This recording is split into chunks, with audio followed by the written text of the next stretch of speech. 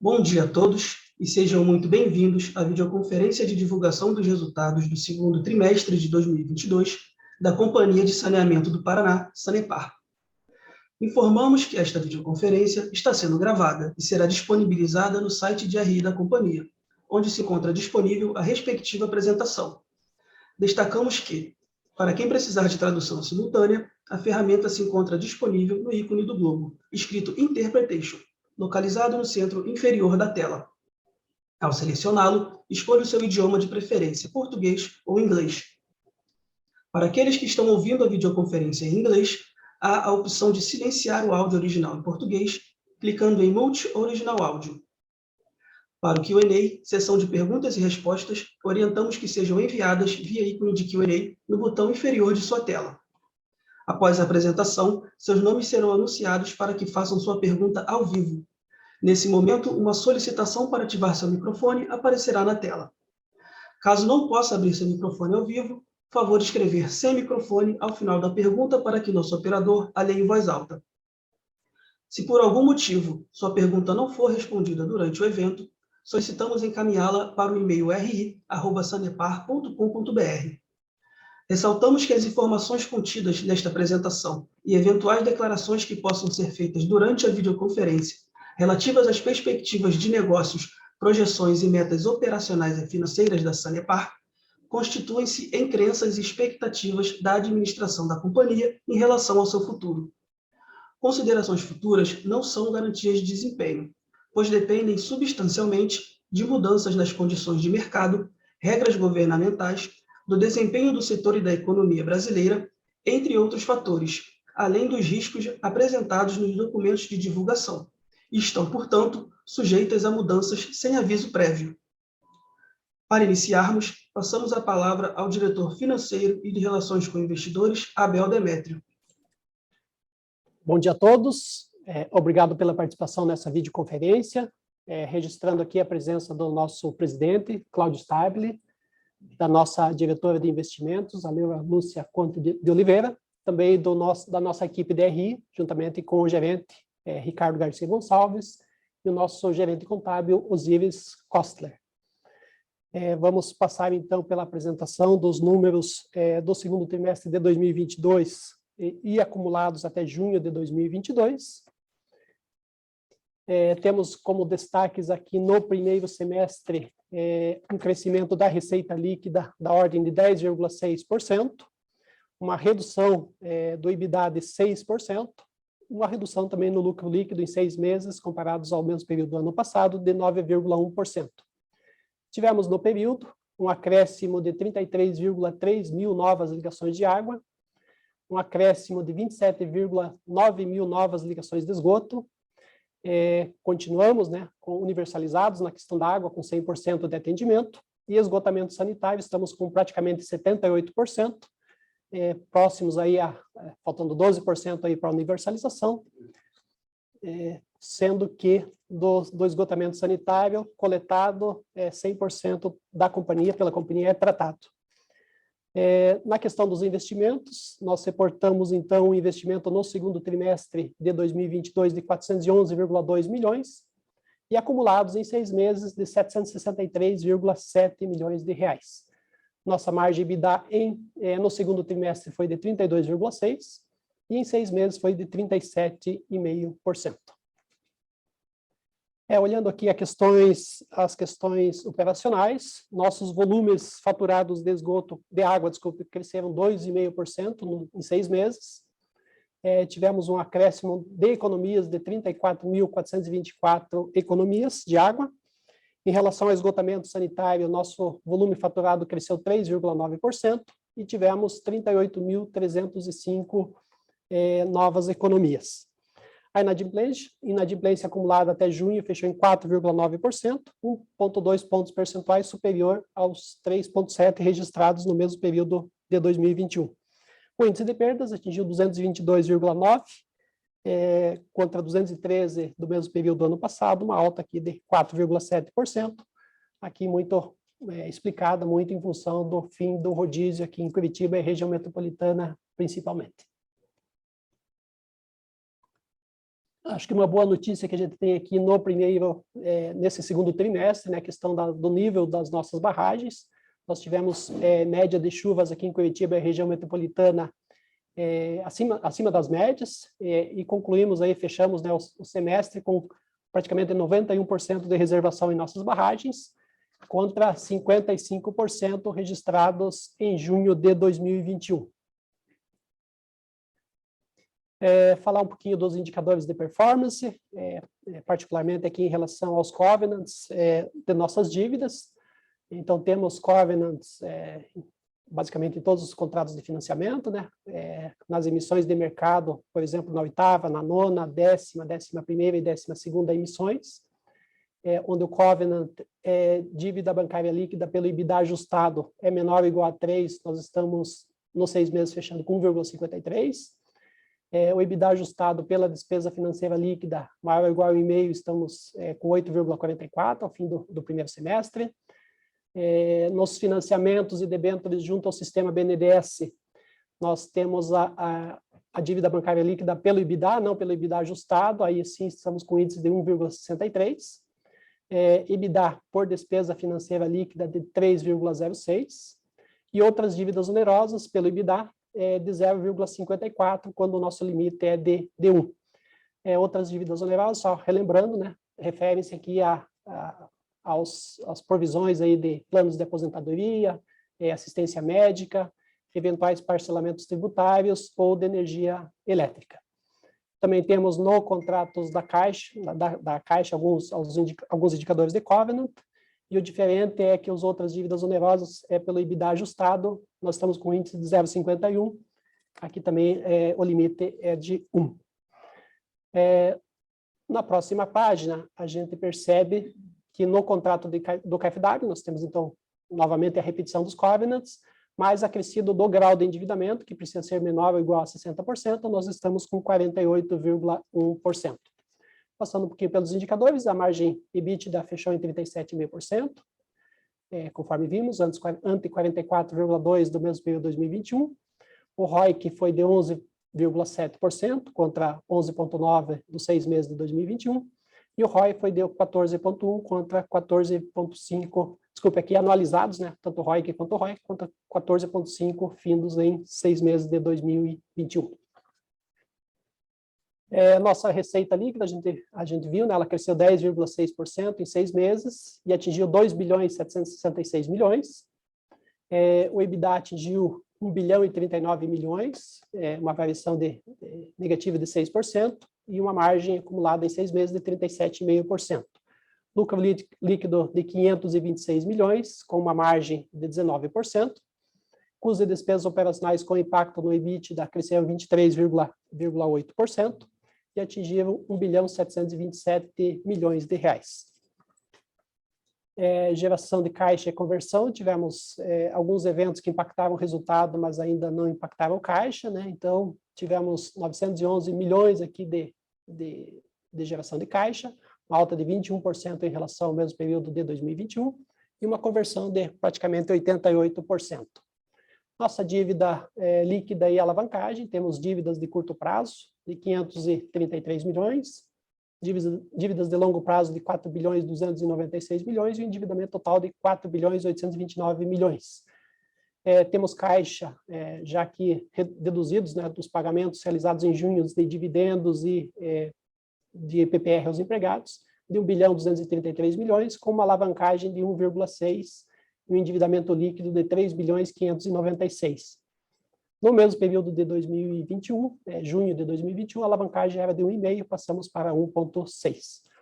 Nosso custo médio ponderado da dívida de 12,6%, aqui impactado pela questão do aumento das taxas de juros e dos índices inflacionários, então fez com que a nossa dívida passasse de um custo médio de 10,5 em 2021 para o 12,6, né, registrados agora. Nosso CAPEX atingiu no período 764 milhões de reais, uma alta de 38,3%, comparando, né, os 6 meses de 2022 contra os 6 meses de 2021, e só no trimestre ele cresceu 40%. Esse CAPEX foi dividido basicamente em água 42%, esgotamento sanitário 52% e outros investimentos em 6%. Passar um pouquinho aqui pela demonstração dos resultados do segundo trimestre. Tivemos, então, a receita líquida refletindo aí os reajustes tarifários, principalmente os ocorridos no ano passado, né, de 5,77%. O reajuste deste ano, ele começou a vigorar a partir de 17 de maio, mas integralmente, né, o percentual de 4,96%, ele começa a atingir integralmente as contas a partir de junho, então o reflexo no primeiro semestre, no segundo trimestre, ele não é integral.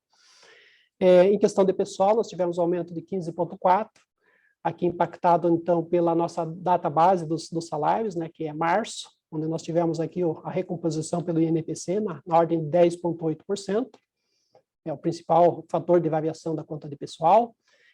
Materiais crescendo 37,7%, aqui produtos químicos, né, que representam 65% desse valor, tiveram, então, uma alta em função de questão de dólar, questão de inflação, mas também um aumento no consumo de alguns produtos, dado a questão operacional de tratamento, né, do esgotamento sanitário adotado pela companhia, e ocasionado também pelo volume de chuvas no segundo trimestre, ocasionou como que a gente precisou utilizar um pouco mais também de produto químico, né, ou até de melhor qualidade em alguns casos, em função das chuvas ocorridas no segundo trimestre. Energia elétrica, né, um item já recorrente, né, teve um crescimento no trimestre de 18,3%, aqui também sofrendo o impacto dos reajustes ocorridos no ano passado, né, a data base de reajuste da companhia de energia, né, para a companhia do principal fornecedor, que é a Copel, é junho de cada ano. Então, ano passado nós tivemos um reajuste de praticamente 10%, tivemos a redução do subsídio em mais 3%, ou seja, aumentando o custo da tarifa, e também a questão das bandeiras tarifárias praticadas e que pegaram parte aí ainda do segundo trimestre. São os principais elementos que fizeram com que o custo da energia subisse, então, 18,3%. Na questão de gerais e tributárias, nós tivemos um lançamento de 41 milhões de fundo municipal. Isso foi em decorrência de acordos firmados aí com as micro-regiões e os aditivos contratuais feitos com os municípios. E nós tivemos, então, essa adequação, tanto em termos regulatórios, né, que estabeleceu um limite máximo de fundo municipal da ordem de 2%, e também a questão de regras estabelecidas aqui na companhia, disciplinando esta matéria. Provisões cíveis, trabalhistas, ambientais, fiscais e tributárias, tivemos um aumento bastante relevante, de 3.000%. Aqui, principalmente, uma ação civil relativa a condomínios do litoral, onde tivemos uma provisão de 24,9 milhões, e também algumas complementações de provisões trabalhistas no período, o que ocasionaram com que esse valor se tornasse elevado.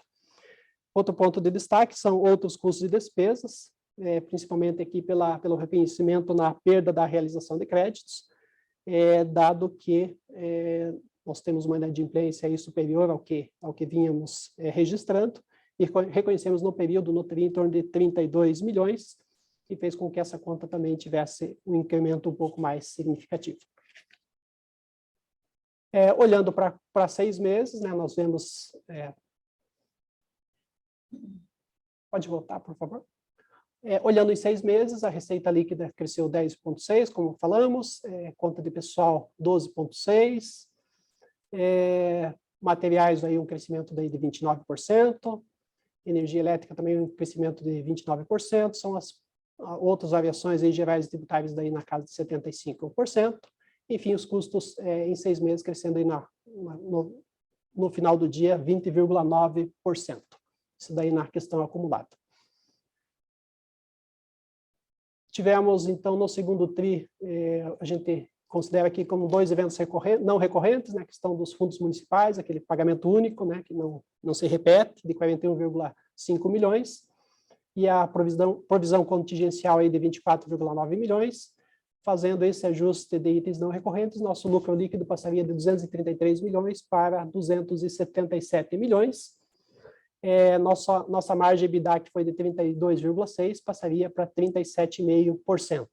Em 6 meses, isso faria com que a nossa margem EBITDA passasse de 37,5% para 39,9%, pouco abaixo aí dos 44,4% registrados no mesmo período de 2021, em questão de itens não recorrentes.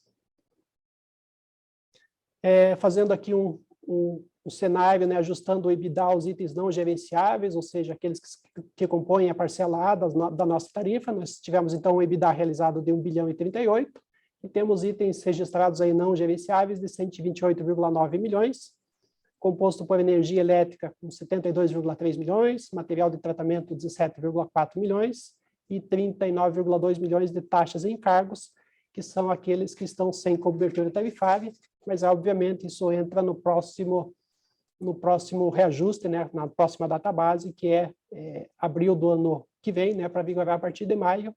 São esses valores que não têm cobertura tarifária no momento e que fariam com que a nossa margem EBITDA passasse de 37,5% para 42,2%. Falar um pouquinho do balanço patrimonial, nós tivemos então a dívida líquida crescendo 10,4%, atingindo 3,7 bilhões, aplicações financeiras variou 26%, como vimos temos um caixa superior ao que nós tínhamos no período de junho de 2021, fechamos com BIS 187, por outro lado, né, empréstimos com as captações realizadas no período passaram aqui de 4 bilhões e 120 milhões para 4 bilhões e 829 milhões, são as principais contas. Na questão do capital de giro operacional, principalmente o contas a receber líquido de clientes, né, que passou de 1 bilhão e 23 para 1 bilhão e 78, um incremento de 5,4, em termos absolutos, né, o mais representativo na conta de capital de giro. Em outros ativos e passivos, também podemos registrar aqui a questão dos ativos de contrato, dado o aumento do volume de investimentos, né, em torno de 38% no semestre, vemos que os ativos de contrato passaram aqui para 2 bilhões e 298 milhões, uma alta de 22,9%. Nosso patrimônio líquido encerrou os 6 meses com 8 bilhões e 133 milhões e um giro do capital de giro de 43 dias. Fluxo de caixa, nossa posição teve uma melhora em função aqui de que as atividades operacionais trouxeram para a companhia 911 milhões, 21,1% de variação, né, aqui composto aqui pelo lucro líquido, redução e aumentos de ativos e dos passivos. As atividades de investimento consumiram caixa de 765 milhões, tivemos aqui uma alta de 38%. As atividades de financiamento tiveram um resultado líquido de 103 milhões 827 mil positivos, aqui composto pela tomada de novos empréstimos e financiamentos, contra o pagamento de juros e amortizações, bem como o pagamento de dividendos. Tivemos, então, no final, um aumento de 250 milhões, passando de 983 milhões para 1 bi 233 milhões, na questão do caixa da companhia ao fim de junho de 2022. Esta é a apresentação do trimestre, dos 6 meses encerrados em junho de 2022. Gostaria de registrar aqui a presença do nosso diretor de Meio Ambiente e Ação Social, Júlio César Goncharowski, que também está presente aqui à mesa, e retorno para a continuidade da apresentação.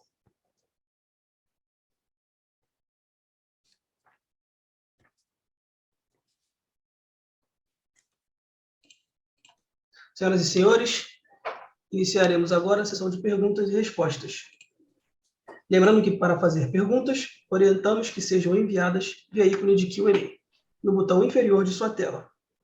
Seus nomes serão anunciados para que façam sua pergunta ao vivo. Nesse momento, uma solicitação para ativar seu microfone aparecerá na tela. Caso não possa abrir seu microfone ao vivo, por favor escrever sem microfone ao final da pergunta para que nosso operador a leia em voz alta. Ok, a primeira pergunta é do Clisman Piazeta, investidor. Clisman, habilitaremos seu áudio para que você possa prosseguir. Pode prosseguir, por favor.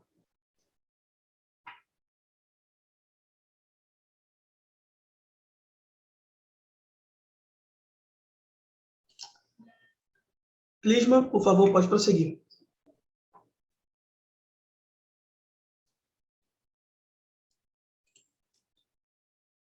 Bom, parece que o Clisman está tendo algum problema de microfone, então vou ler sua pergunta. E ela diz assim: Olá, sou investidor da empresa. Tenho algumas perguntas. 1. As despesas apresentadas no trimestre apresentaram um grande aumento. A empresa acredita que tais despesas/custos permanecerão altos? E 2. Sobre provisões trabalhistas, há alguma outra previsão de futura despesa que a empresa não contabilizou ainda? Essas foram as duas perguntas, pessoal.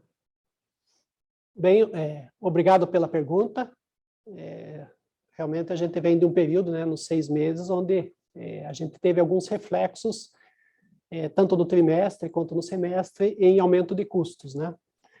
Nós temos que observar que cada companhia, né, tem uma data base, eventualmente, para o reajuste aí dos seus principais contratos, vamos dizer assim, né? No nosso caso, né, uma coisa que impacta aqui a companhia, por exemplo, é a questão de salários, né? Não só na companhia, mas na maioria das companhias, né? Então, como a nossa data base é março, então, claro, quando você tem um novo reajuste dessa magnitude pela inflação, você acaba também impactando aqui nos custos do período. Nós tivemos, por exemplo, em energia elétrica, um aumento também significativo. Isso é fruto dos aumentos, né, que a gente teve ainda no ano passado. Conforme eu falei, nossa data base é junho, e junho desse ano, novamente, então, nossa principal fornecedora de energia teve o reajuste autorizado pela ANEEL, um reajuste médio aí de 4,9%. Obviamente que, como a companhia é uma utilizadora aqui de alta tensão, o reajuste é diferenciado, ele chega em torno a 9%.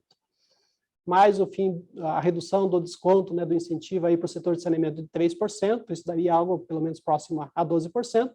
Por outro lado, a gente tem uma redução aí na alíquota do ICMS, né, sobre a energia, de 29% para 18%. Isso deve trazer uma redução, então, de 13%, que no final do dia estaríamos basicamente em linha, né, vamos dizer assim, reajustes versus redução do ICMS, estaríamos com um reajuste para este período, diria, muito próximos a zero, né? No entanto, claro, as bandeiras tarifárias podem voltar, e isso seria, eventualmente, um ponto que poderíamos ter aumento aqui nos custos de energia, que é algo que impacta bastante a companhia, né? Tivemos algumas provisões neste período em relação à questão de trabalhista. Tudo que está, vamos dizer assim, de conhecimento da companhia nos seus processos judiciais é registrado conforme preconizam aí as normas contábeis. Então a gente não consegue antever, né, novas provisões, porque elas muitas vezes dependem aí dos andamentos judiciais. Mas tudo que estava, vamos dizer assim, que precisava ser feito de previsão foi feito no período.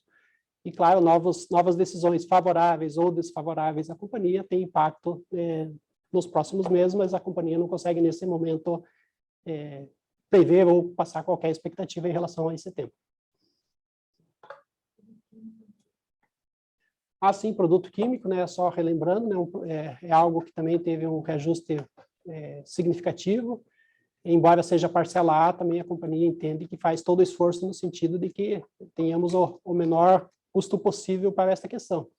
Mas, sem dúvida, é a adoção de tratamentos aí mais restritivos até para atendimento da legislação ambiental, né? Cada vez que nós temos renovação de licenças, novas outorgas, a gente acaba tendo uma redução aí dos parâmetros e cada vez os tratamentos precisam ser melhorados. Então, obviamente, tem um consumo maior de produtos químicos, mas também, além do consumo, o aumento dos preços, né, foi generalizado, eu diria, aí no primeiro semestre, tiveram impacto, e a gente espera que possamos aí ter níveis mais razoáveis, né, de preços, principalmente, mas é algo também que não está no domínio da companhia, né? É algo que precisa ser feito, né, sob pena de não atendimento aí da legislação.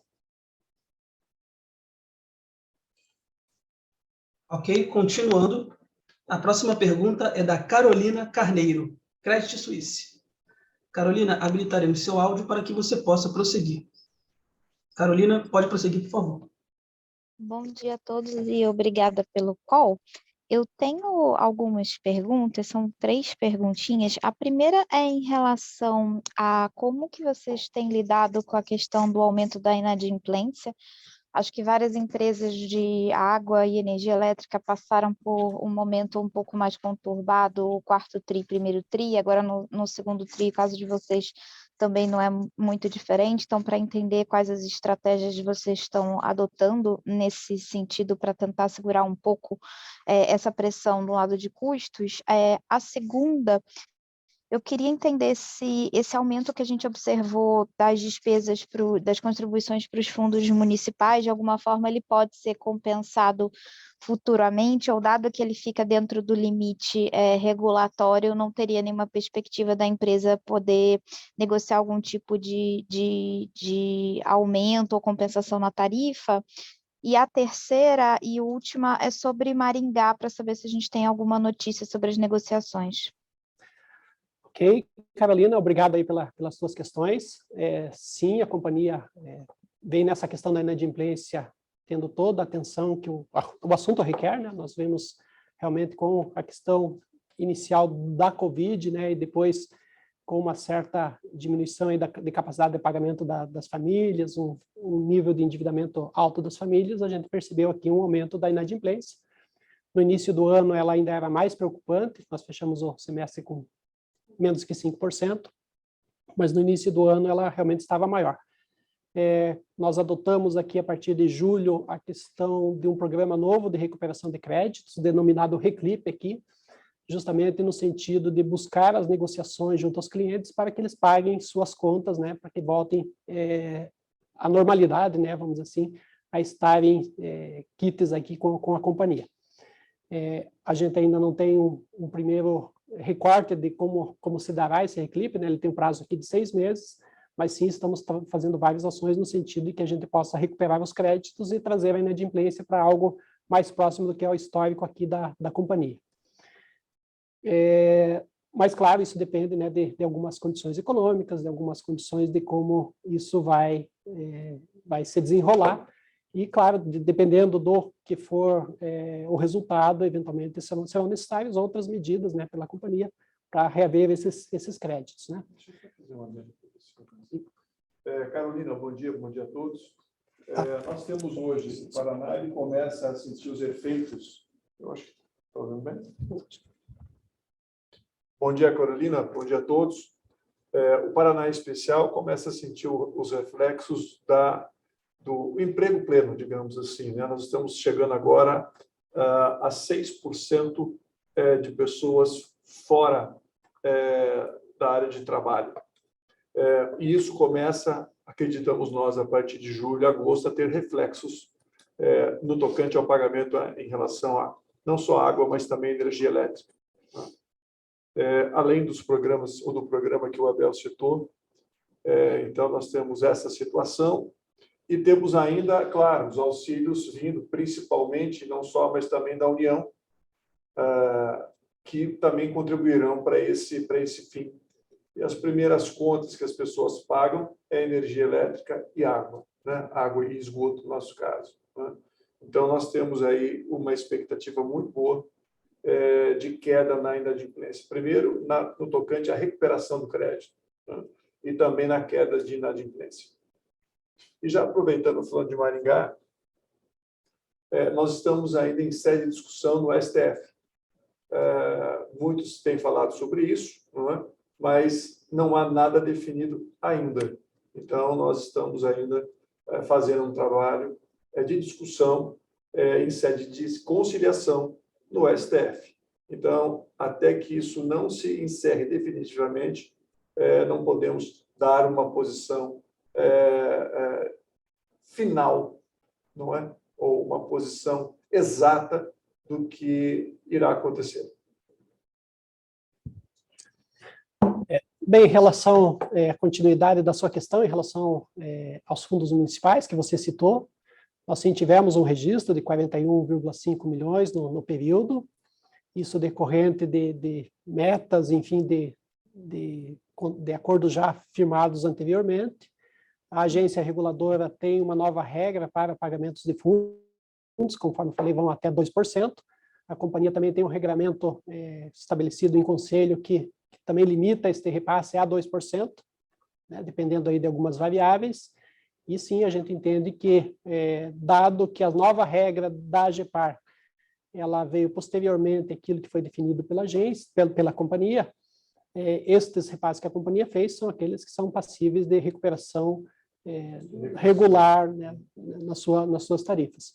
Obviamente, né, diante da nova regra, a companhia toma todo o cuidado para que esta questão, a partir de agora, né, obedeça os limites, né, estabelecidos pela agência, que exigem, né, a questão de criação de lei, a questão de criação de conta vinculada específica, de controles específicos e os limites, né, percentuais lá estabelecidos. Tá certo, muito obrigada, gente.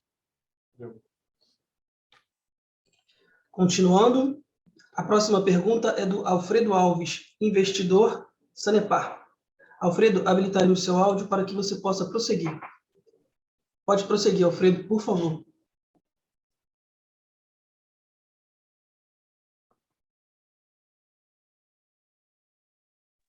Alfredo, pode prosseguir, por favor.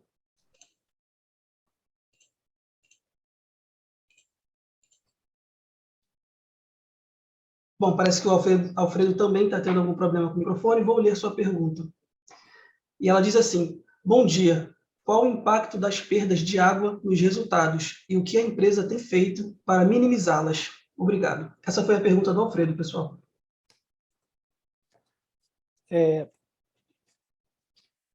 Bem, Alfredo, obrigado pela sua pergunta.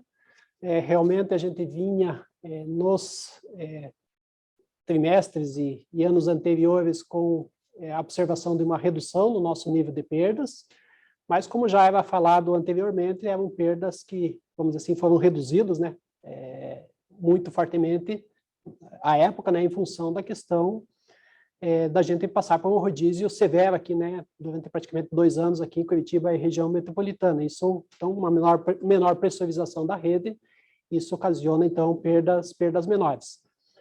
O crescimento verificado agora no primeiro semestre decorre basicamente, então, de uma volta à normalidade em relação a este tema, né? Obviamente, esforços da companhia de investimento em redução de perdas têm sido feitos constantemente aqui pela companhia, claro, dentro de níveis identificados onde mais faz sentido o investimento em redução de perdas, né? As áreas que devem ser investidas, aonde precisamos atuar mais fortemente, e para isso temos toda uma metodologia operacional para a redução de perdas. Eu não sei se a Leura, que acompanha esse tema, gostaria de fazer algum complemento em relação a isso?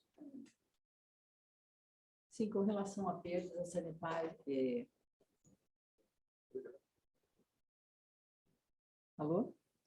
Com relação a perdas, a companhia busca em todos os seus projetos encontrar um investimento econômico, né, onde o investimento realmente retorne.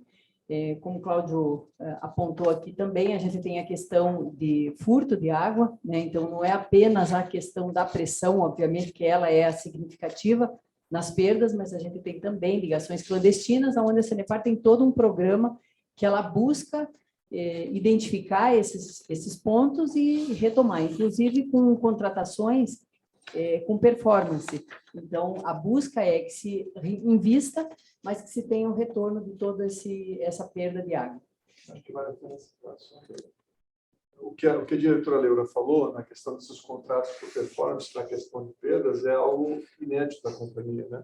Nós estamos aí há pouco mais ou pouco menos, né? Nem um ano chegamos até na modulação desses contratos, né? Dessas contratações, talvez aí há 8 meses, já tem surtido resultados, não é? Mas é claro que isto são ações de médio prazo, pelo menos, não é? Para que tenhamos assim números factíveis e de apuração de novas medidas, até para que tenhamos investimentos prudentes em relação a isso também. Porque, às vezes, há investimentos que eles não se pagam. Então, tem que ter muito cuidado com isso. Você, de repente, tenta alcançar uma menor perda em determinados locais, que não vale a pena. Ele não vai conseguir pagar o investimento, ele não vai ser amortizado em relação ao tocante perdas. Mas, é claro, nós olhamos para o todo da companhia. E aí sim, nós acreditamos que a partir do ano que vem, propriamente dito, acho que do ano que vem, nós teremos números palpáveis, já reflexos de todas essas contratações, de tudo que nós estamos preparando, buscando, inclusive, fora do país, e teremos certamente resultados muito, muito significativos comparando o que temos hoje. Só complementando também, então essas ações elas estão voltadas à troca de hidrômetros. Nós temos uma política na companhia de troca de hidrômetros e também de troca de tubulações mais antigas. A companhia tem 59 anos, mas temos redes de quase 100 anos na região de Curitiba. Então essa busca pela performance é exatamente trabalhando para que se tenha uma redução de perdas econômicas. Ok, continuando. A próxima pergunta é do Yuri Goulart, analista Buyside, Trilha Investimentos. Vou ler sua pergunta. Ela diz assim: bom dia, pessoal, obrigado pelo call. Follow-up da resposta sobre perdas. Aumento de perdas foi maior que o aumento de volume proporcionado pelo fim dos rodízios. Exatamente por quê? Essa foi sua pergunta.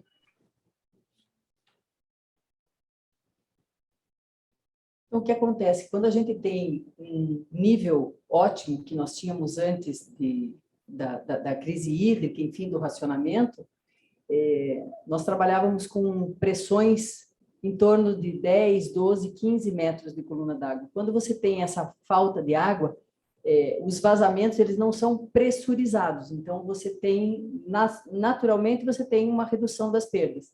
Quando se retorna com essa água, o liga-desliga das tubulações, enfim, das bombas e a injeção de água nas redes, faz com que você tenha, às vezes, pequenos vazamentos que sequer eram perceptíveis, você começa a ter um vazamento um pouco maior. Então, por isso, a intensificação desse trabalho que o presidente Cláudio colocou das contratações por performance, para que se tenha vamos dizer assim, uma busca muito mais premente de encontrar esses pequenos vazamentos que acabam, né, numa quantidade muito grande, ultrapassando aqueles números que seriam razoáveis.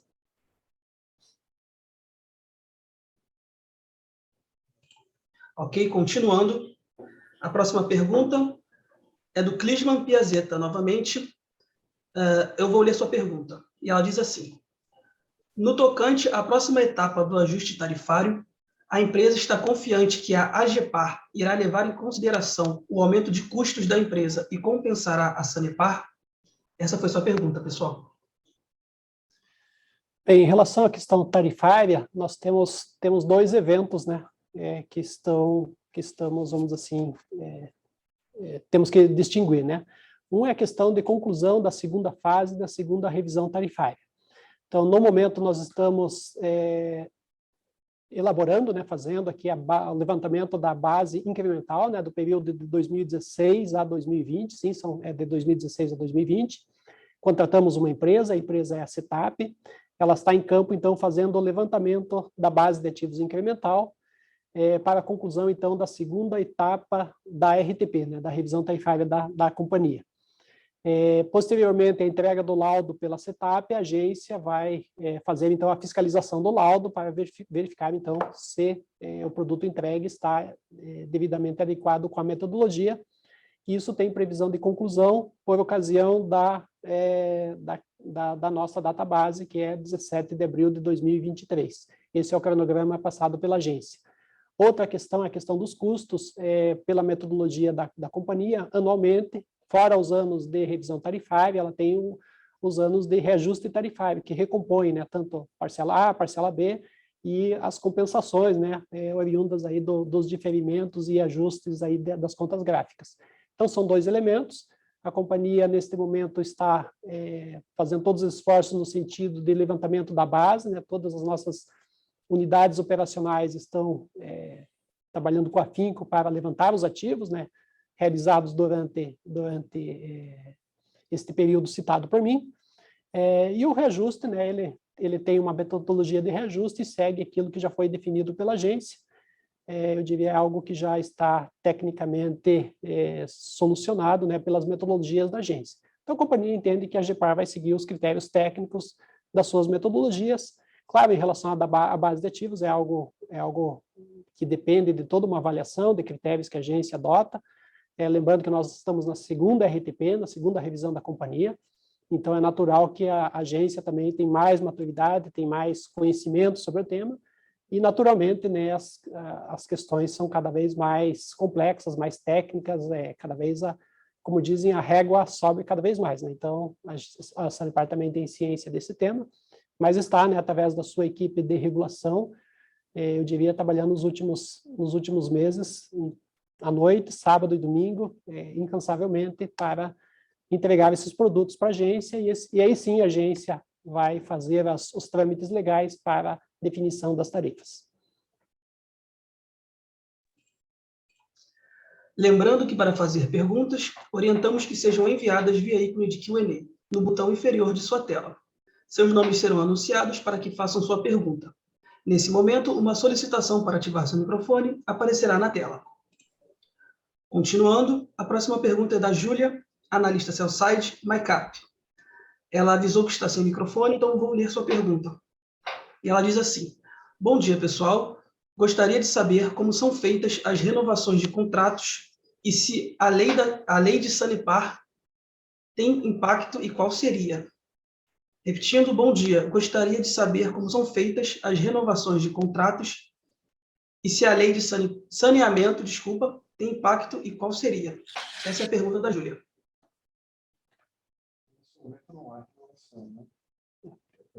Por favor. Bom dia. Neste momento, a lei não permite que haja renovações. Não é? Nós temos, sim, cumprimento dos contratos, a vigência desses contratos, e não há nada que se possa fazer. Havendo, sim, o fim deste contrato, o município deve fazer a licitação ou, claro, a Sanepar pode continuar, se assim for a situação de vencer a vencedora numa licitação dessas, não é? Ou um outro prestador de serviço. Mas hoje, claro, a lei impacta pela não possibilidade de renovação e, como disse hoje, a lei impede que esses contratos sejam renovados.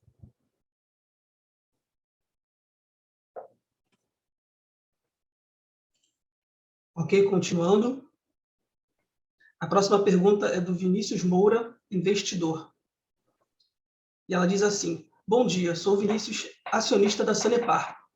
Por que a companhia tem uma política de dividendos tão complicada? Só paga proventos um ano após o seu anúncio e sem correção monetária. Essa foi a pergunta do Vinícius, pessoal. Bem, em relação à questão da política de dividendos da companhia, ela prevê o pagamento mínimo obrigatório de 25% e até mais 25% a ser decidido aí sempre pelas assembleias, né? O pagamento da companhia, assim como outras no mercado, a companhia adota o pagamento anual dos seus dividendos e juros sobre o capital próprio. É algo que a companhia adota, não é uma prática isolada no mercado, uma vez que ela espera, né, então, todas as aprovações societárias, né? Nós constituímos crédito semestralmente, do primeiro semestre, do segundo semestre, e eventuais complementações, e uma vez que a AGO autoriza o pagamento, enfim, tem todo o trâmite de aprovação, né, pelo órgão máximo aí, né, que é a AGO, a companhia em até 60 dias faz o seu pagamento de dividendos. É uma prática da companhia e alinhada a algumas empresas aí no mercado. Claro que no momento, talvez, de inflação, isso acabe, vamos dizer assim, não sendo atualizado, né, o pagamento dos dividendos, mas o dinheiro fica aqui na companhia, o dinheiro são dos acionistas, a companhia utiliza esses recursos para, enfim, para fazer a sua atividade, né?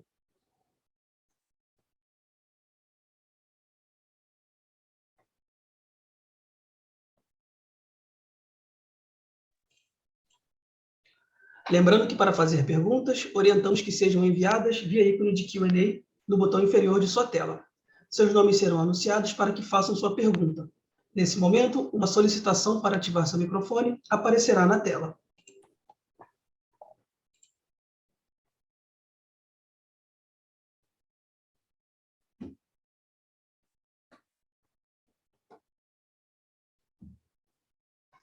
Continuando, a próxima pergunta é do Daniel, investidor. Daniel, habilitaremos seu áudio para que você possa prosseguir.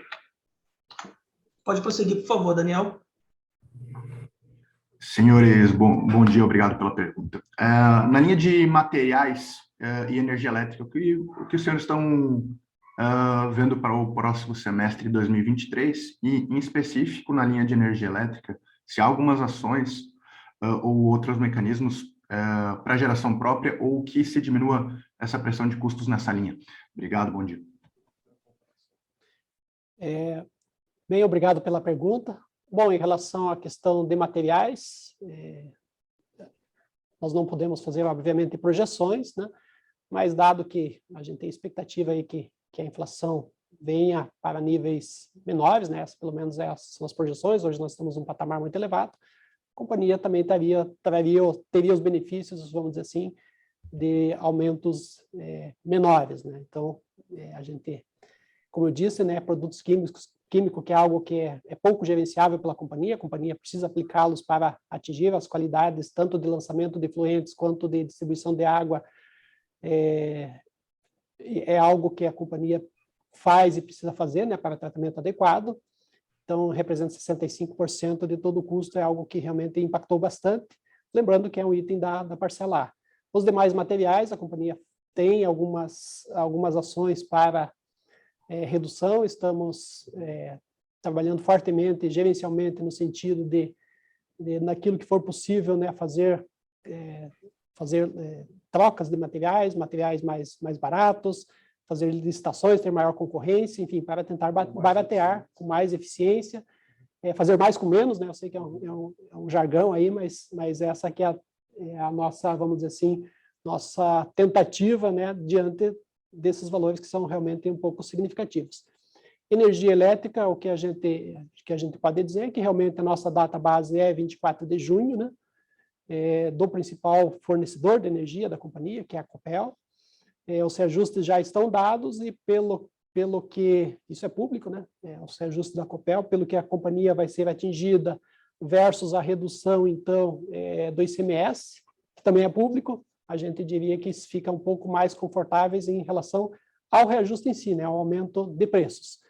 Claro, as bandeiras tarifárias dependem aí da questão hidrelétrica do país, né, de como que o operador nacional do sistema vai, enfim, estabelecer juntamente com a ANEEL as bandeiras, toda essa questão que são analisadas conjuntamente, mas eu diria que o cenário é um pouco melhor, né, do que a gente tinha, porque até pouco tempo a gente só tinha projeções de grandes reajustes, né?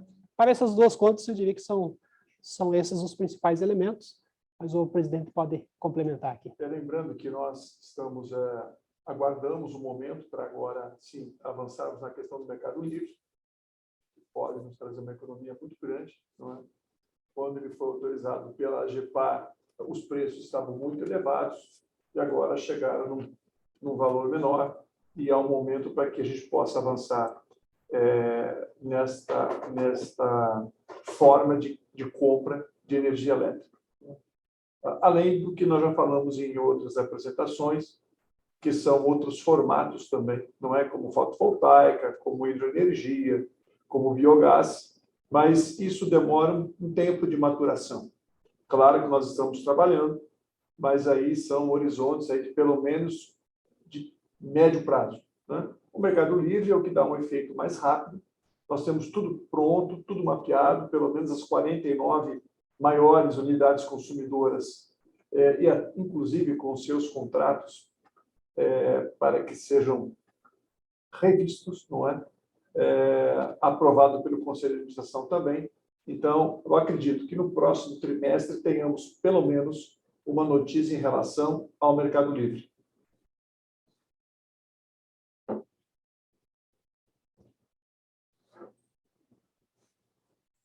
Ok, continuando. A próxima pergunta é do Eduardo Balaban, investidor. Eduardo, habilitaremos seu áudio para que você possa prosseguir. Pode prosseguir, por favor, Eduardo. Bom dia, senhores. Eu gostaria de perguntar se existe um plano de contingência dos gastos com o pessoal em virtude do aumento dos custos salariais?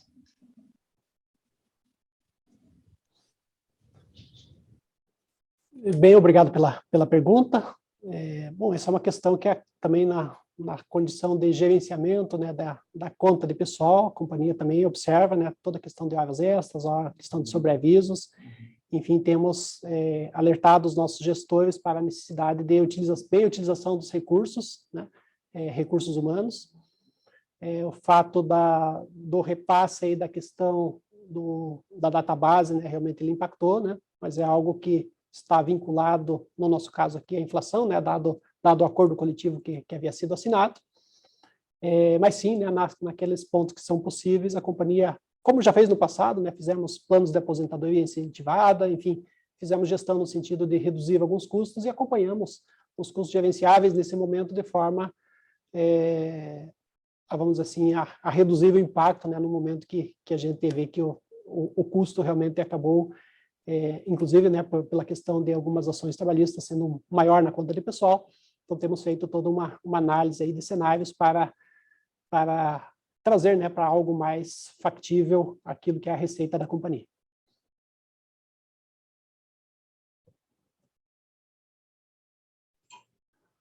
Ok, continuando.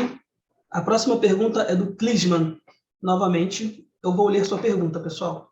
E ela diz assim: obrigado pelas respostas e esclarecimentos.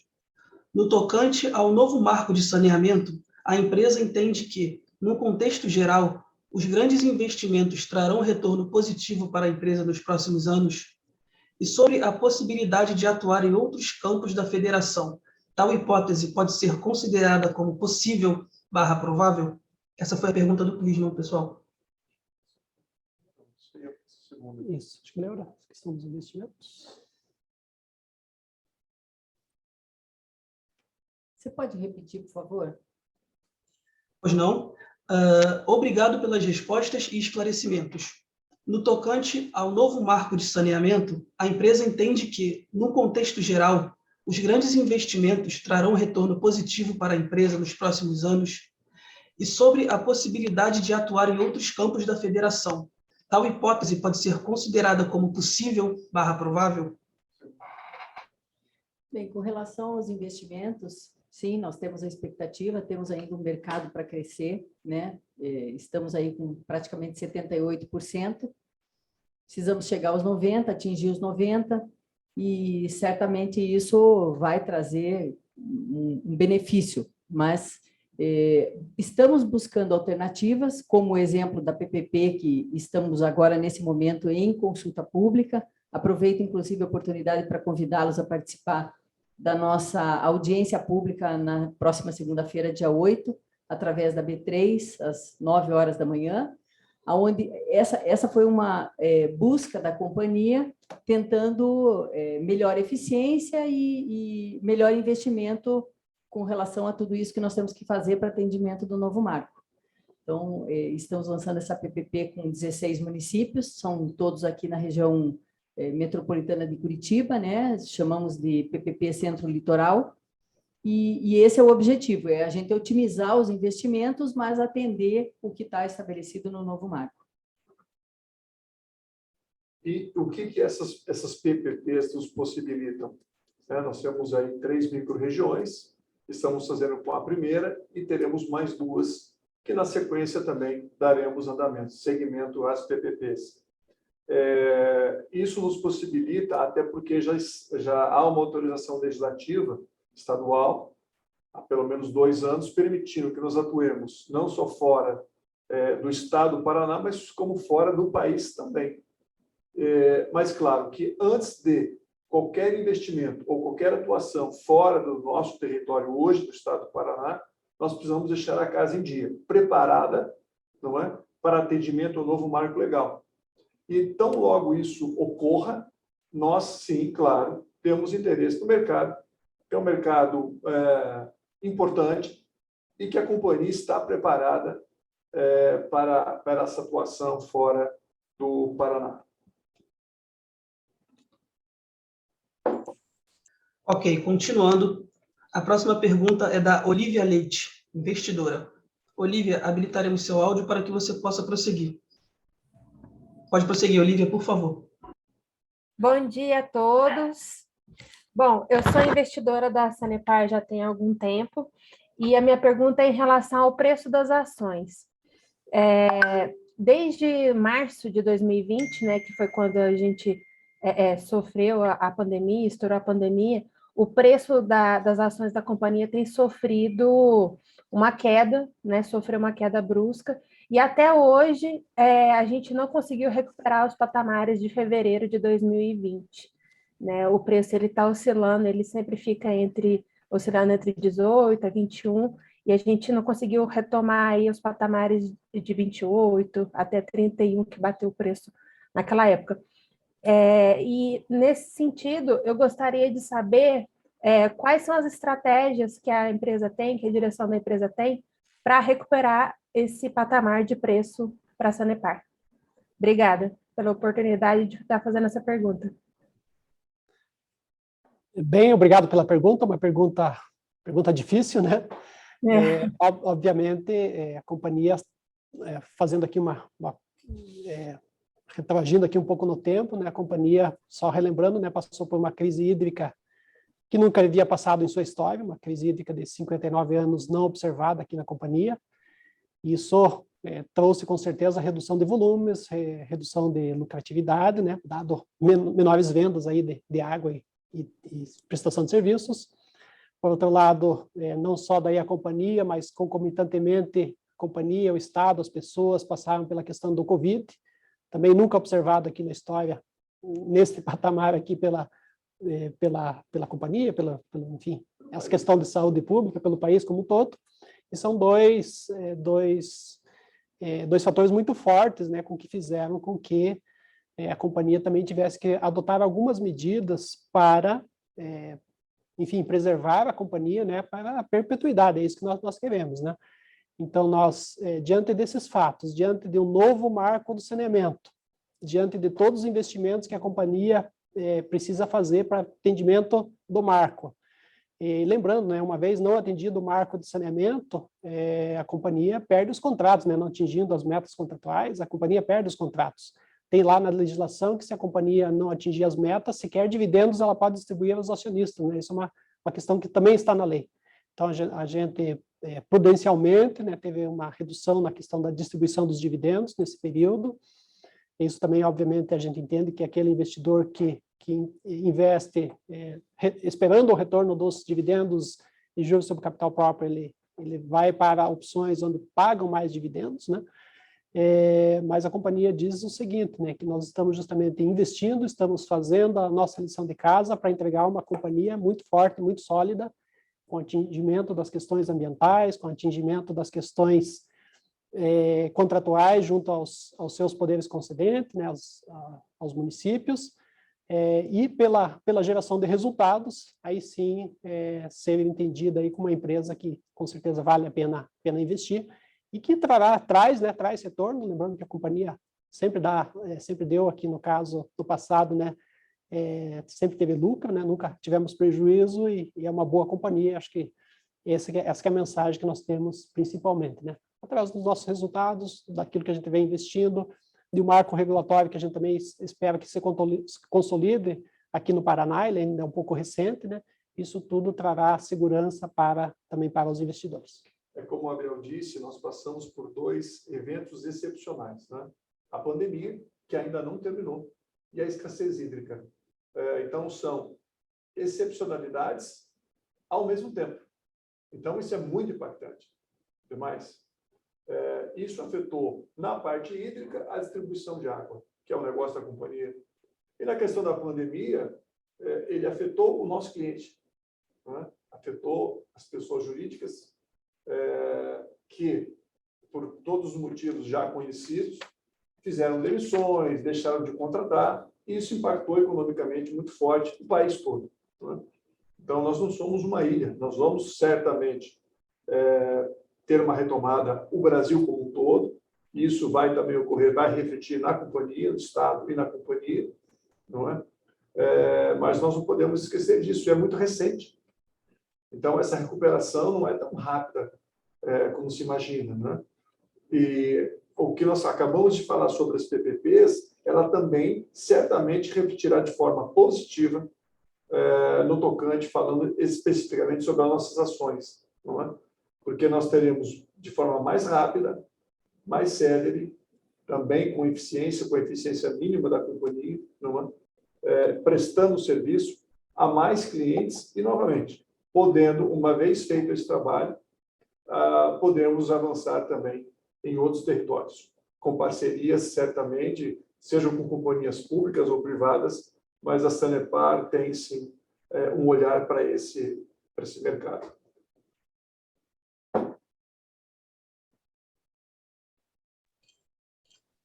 Não havendo mais perguntas, encerramos a sessão de perguntas e respostas e passamos a palavra ao diretor financeiro e de Relações com Investidores, Abel Demétrio, para as considerações finais da companhia. Bem, obrigado mais uma vez, né, pela participação de todos. Espero que tenham um ótimo dia e um excelente final de semana. Obrigado, um abraço. A videoconferência de resultados referentes ao segundo trimestre de 2022 da Sanepar está encerrada. Muito obrigado aos participantes e tenham um bom dia.